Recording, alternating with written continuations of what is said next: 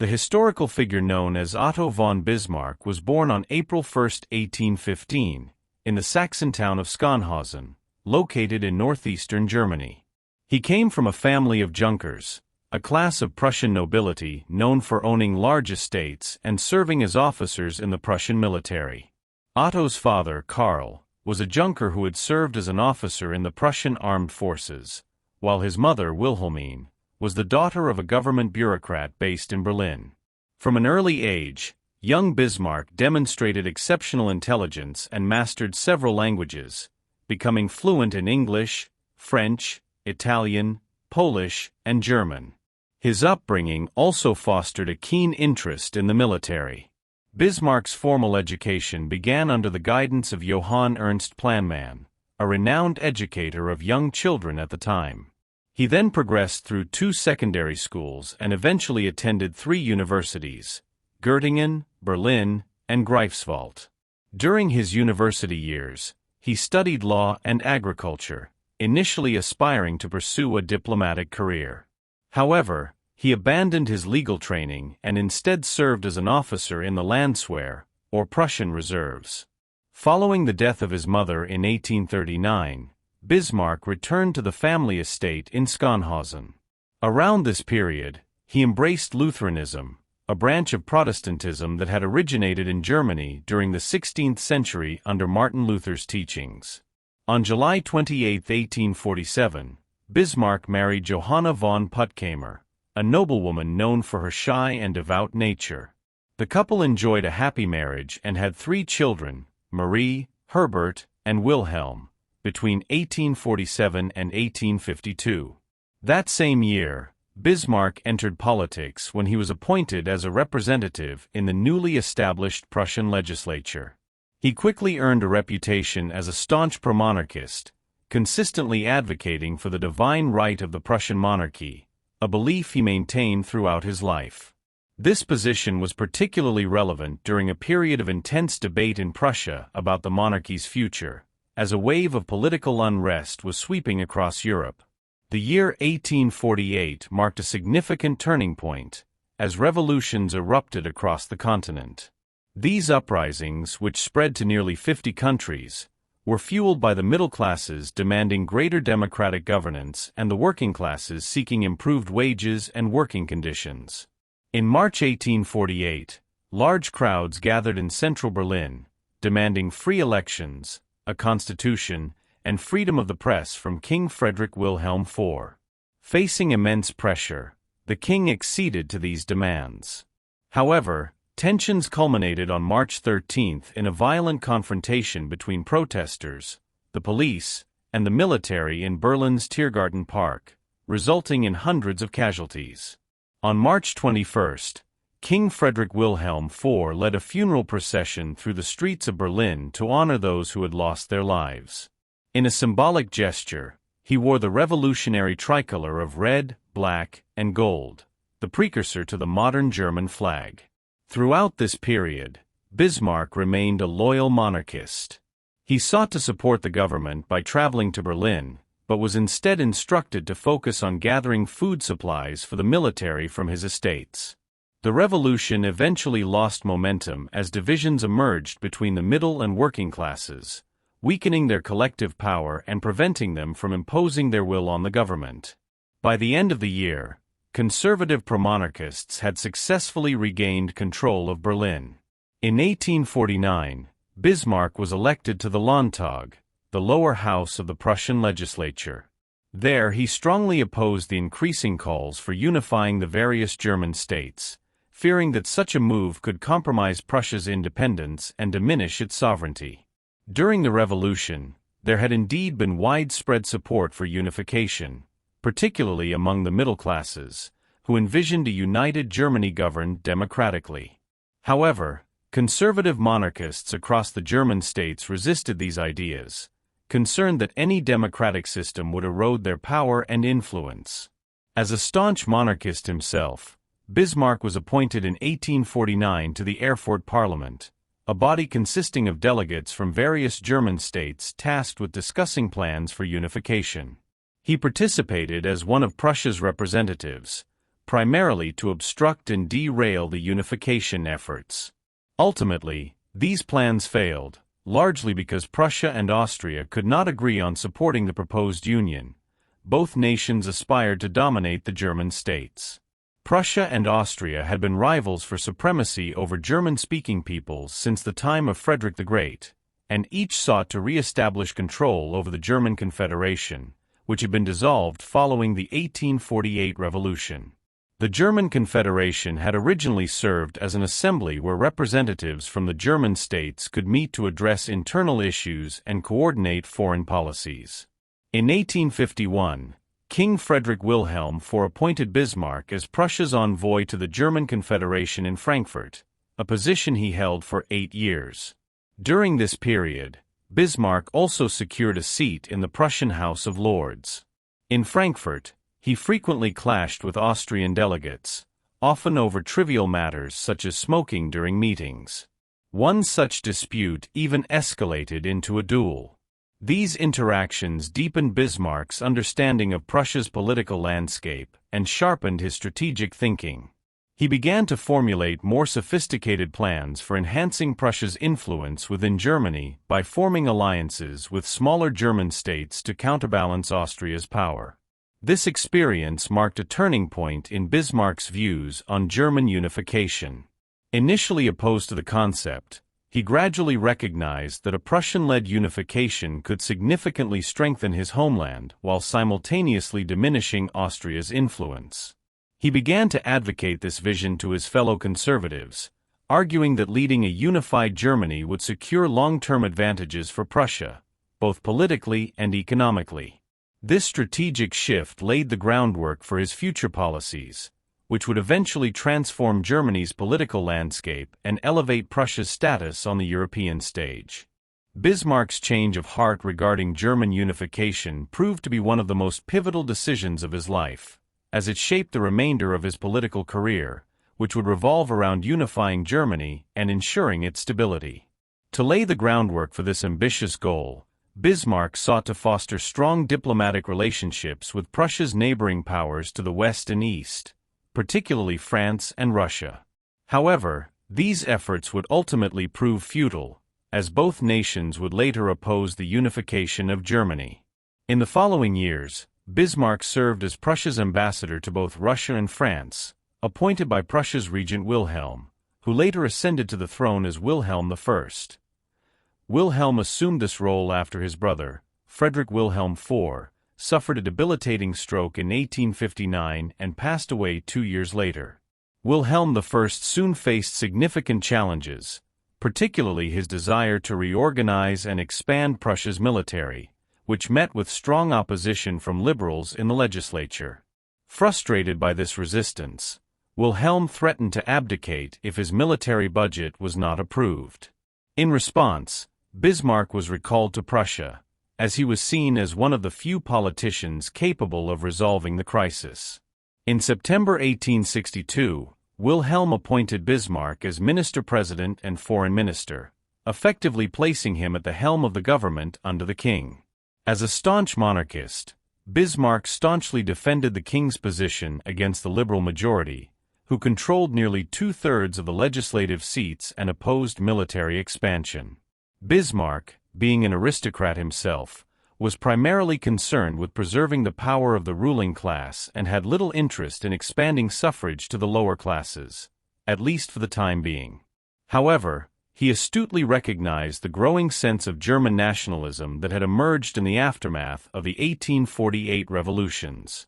He would later harness this sentiment to further both his and Prussia's interests, ultimately working toward the unification of the German states under Prussian dominance.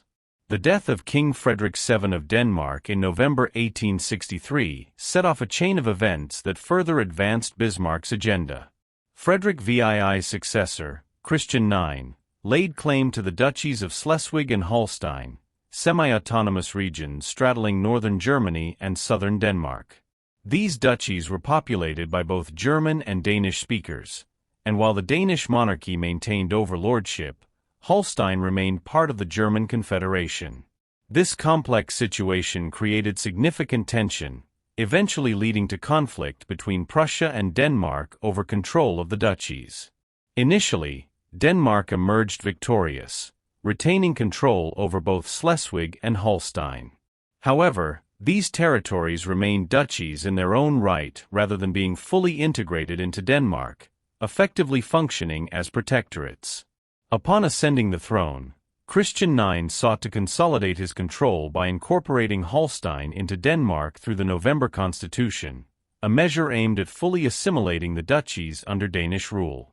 In response, the German Confederation, with Prussia taking a leading role, intervened to protect the status of the two duchies. In February 1864, forces from the Confederation, including Prussian and Austrian troops, occupied Schleswig. Following Prussia's decisive victory over Denmark in the Battle of Dibble in April 1864, Denmark was compelled to surrender both duchies. Control was then divided between Prussia and Austria, with Prussia overseeing Schleswig and Austria administering Holstein. Bismarck, however, recognized that Prussia's dominance over the German-speaking states was incomplete as long as Austria remained a powerful rival. He understood that a confrontation with Austria was inevitable and that overcoming this challenge would be crucial to achieving his vision of a unified Germany under Prussian leadership. Austria was the only German power capable of challenging Prussia and keeping it in check, so Bismarck resolved to eliminate Austria's influence from the German political equation. Tensions between the two powers escalated when Austria reneged on its agreement with Prussia regarding the administration of Schleswig and Holstein. Disputes persisted over the governance of these duchies, leading Austria to appeal to the Federal Convention of the German Confederation to mediate the matter. In Prussia's view, this action violated their prior agreement, giving Bismarck the pretext for war that he had been seeking. On June 14, 1866, he ordered Prussian troops to cross into Austrian-controlled Holstein, igniting the Austro-Prussian War. The conflict divided the German Confederation, with various smaller German states aligning with either Prussia or Austria. Bismarck also secured an alliance with Italy, which forced Austria to divert troops to defend its southern border, a strategic move that significantly influenced the war's outcome. After a series of smaller engagements, the Prussian and Austrian forces faced off in the decisive Battle of Königgrätz on July 3, 1866, in Bohemia. This battle involved nearly 500,000 soldiers on both sides. Initially, the Austrian forces performed well, but the Prussians regrouped and ultimately forced them to retreat, securing a crucial victory. The defeat at Königgrätz was a devastating blow to Austria, prompting peace negotiations less than 2 months after the conflict began.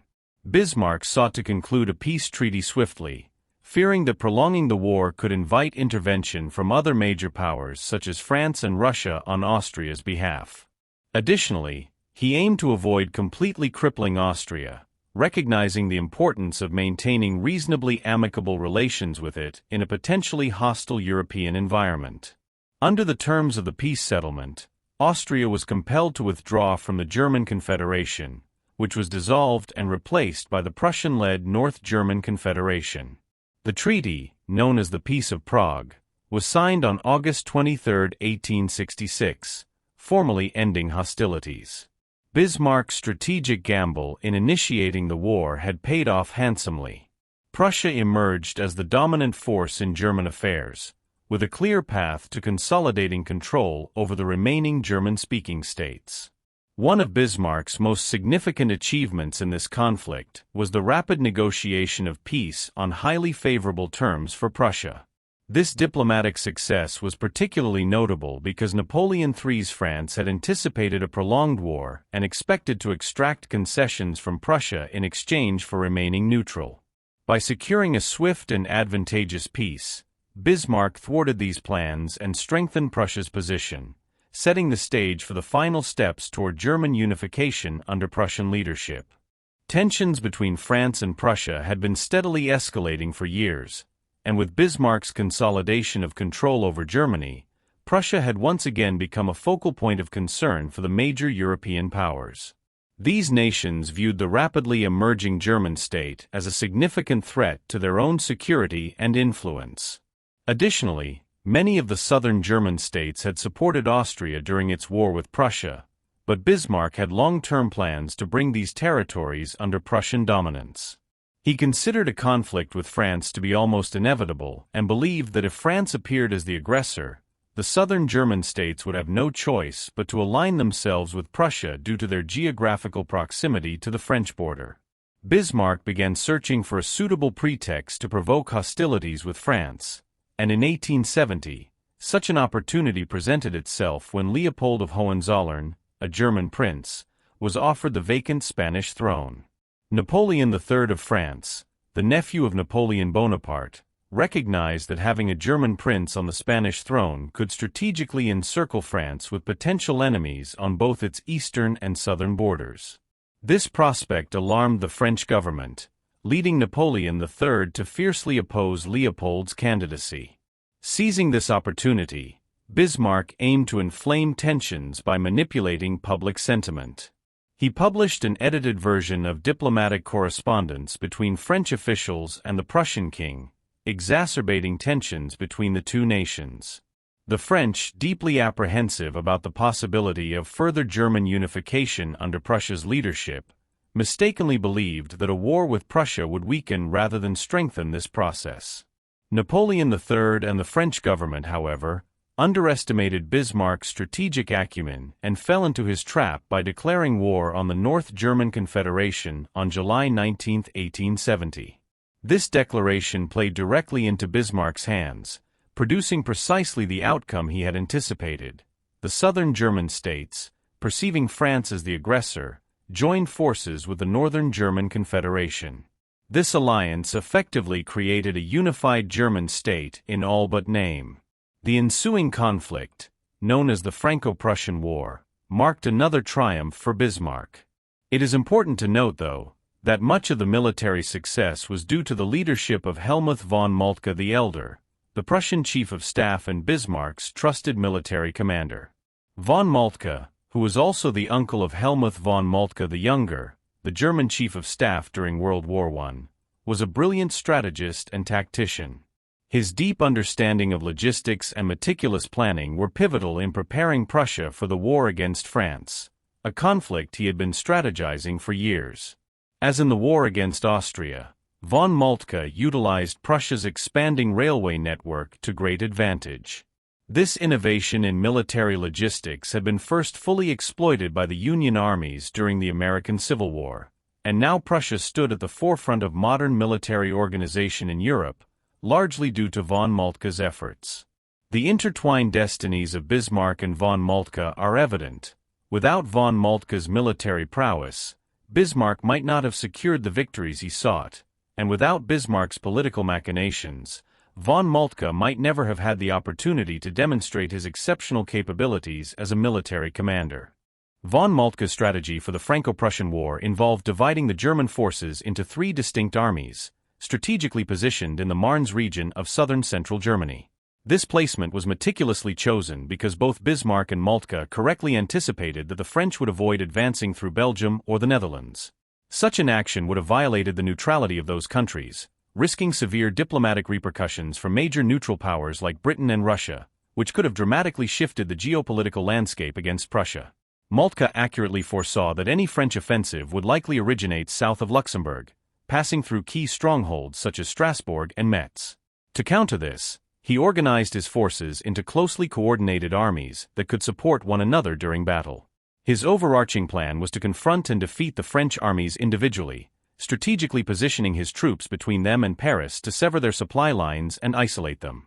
Although the combined forces on both sides numbered in the millions, they were divided into smaller, more manageable units, each consisting of a few 100,000 men, capable of mutual support when necessary. In the early stages of the conflict, the Prussian forces seized the initiative, leaving the French scrambling to defend against successive defeats across the entire front. Despite intense pressure, Napoleon III launched an offensive into Germany, only to advance a short distance before being halted and forced into a defensive posture. Key battles, including those at Wiesenberg, Spicheren, Worth, Mars-la-Tour, and Grave-Latte, were characterized by heavy casualties on both sides. However, in each engagement, the German forces emerged victorious, steadily pushing the French back into their own territory. It quickly became evident that the German troops were superior in terms of organization, logistics, and leadership. The early victories left little doubt about the eventual outcome of the war. One significant consequence of these defeats was the encirclement and siege of a substantial portion of the French forces in Metz following their loss at Gravelotte. In response, Napoleon III assembled a new army and personally led an expedition to relieve the besieged troops. However, von Moltke anticipated this maneuver, leaving part of his forces to maintain the siege of Metz while pursuing Napoleon's new army. On August 30, 1870, the two sides clashed near Beaumont, resulting in another French withdrawal, this time towards the fortress city of Sedan. Napoleon III now found himself in an increasingly precarious position, isolated and vulnerable to converging German forces.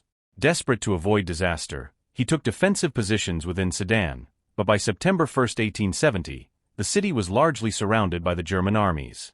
As the siege commenced, Napoleon III relinquished command to his generals, who compounded the crisis with a series of conflicting orders. Troops were first instructed to break out of the encirclement to the west, only to be told shortly thereafter to remain and defend the city. This indecision and lack of clear direction further deteriorated the French position, sealing their fate and contributing to the impending collapse of the French resistance in the war.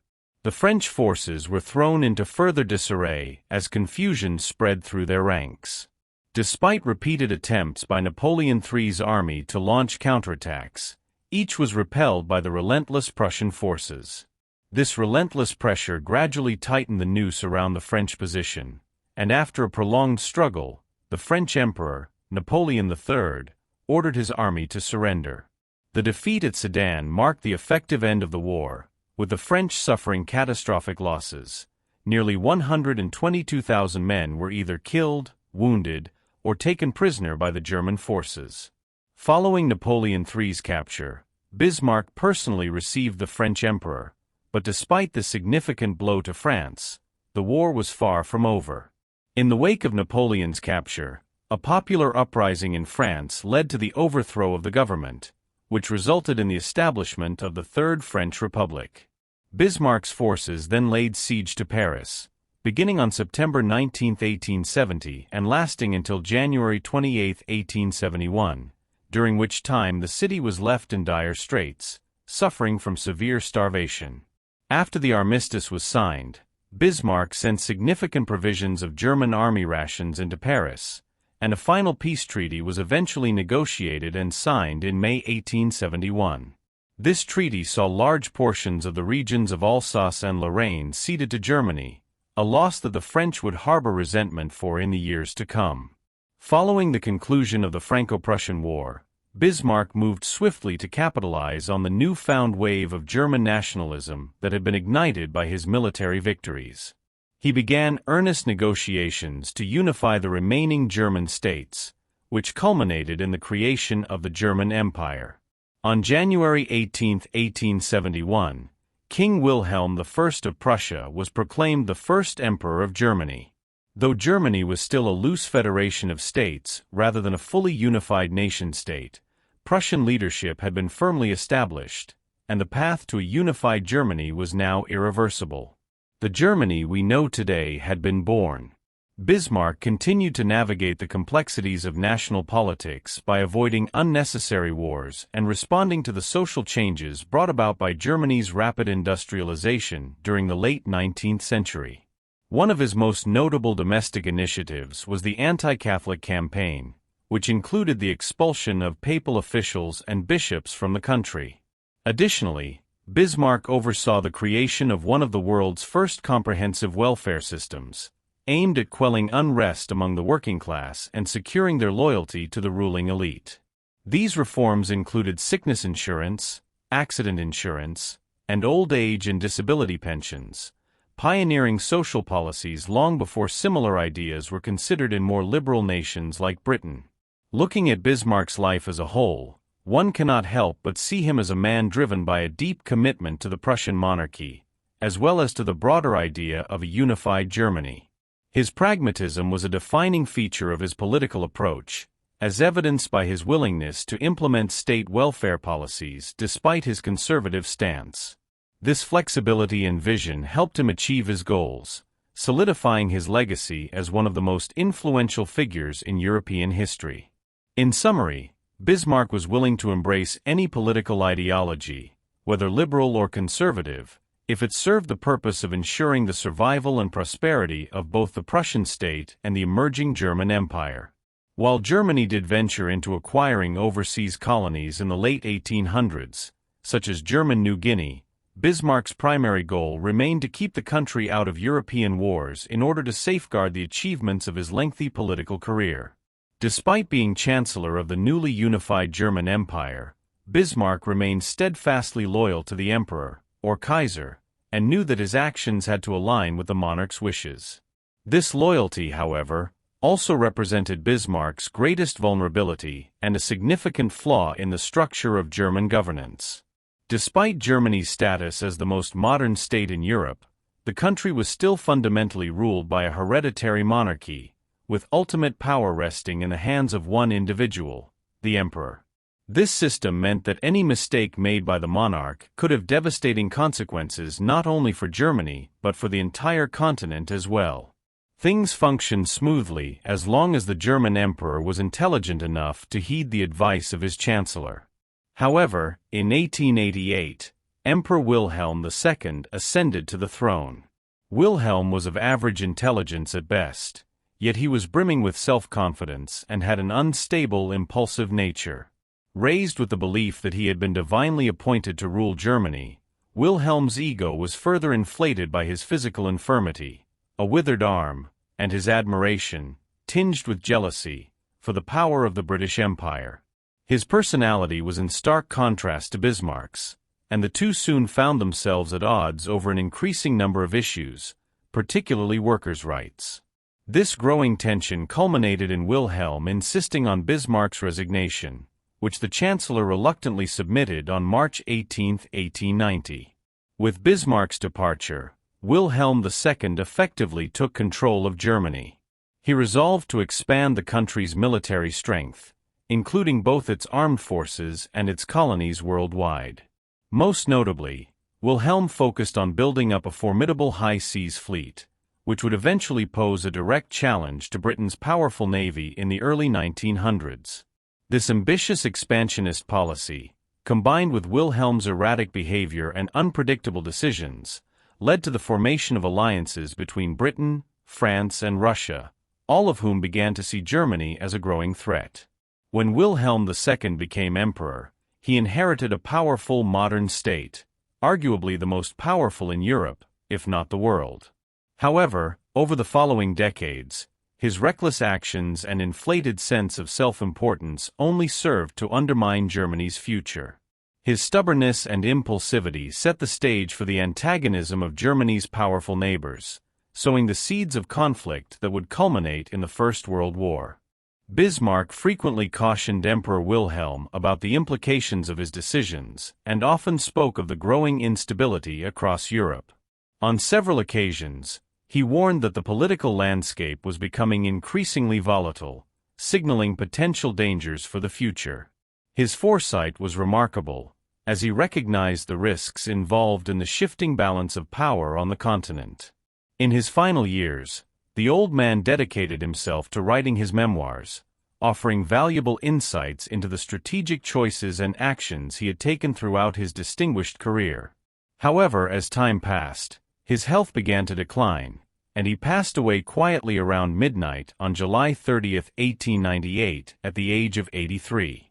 Following his death, Bismarck was laid to rest in the Bismarck Mausoleum in Friedrichsruhe, northern Germany. His tomb bore the inscription, "A loyal German, servant of Emperor Wilhelm I." Undoubtedly, Otto von Bismarck's influence on European history was profound. By uniting Germany under Prussian leadership, he helped create a nation whose core values were rooted in discipline, efficiency, and military strength. While it is true that no other German state possessed the military might and organizational power of Prussia, this heritage would play a critical role in shaping Germany's future.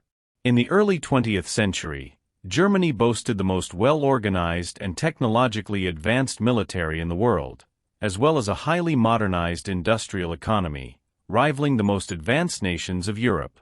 This combination of Prussia's aggressive military traditions and Germany's economic prowess would contribute to the outbreak of the deadliest conflict in human history up until that point, the two world wars.